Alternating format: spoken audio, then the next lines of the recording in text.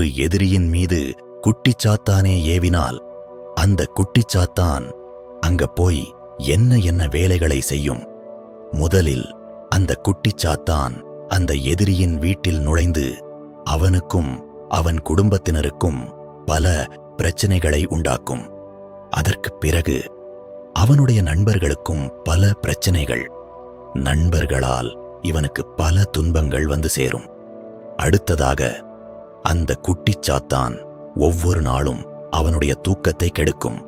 நாளுக்கு நாள் அவனுடைய உடலில் பல மாற்றங்கள், பல விளைவுகள் உண்டாகும்.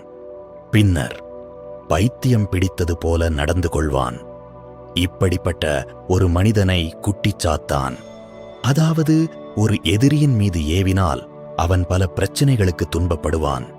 சிவஜோதி பீடத்தில் இதற்கான வழி இருக்கிறது. தொடர்புக்கு சாக்த ஸ்ரீ சிவாசாமிகள் 938 442 1772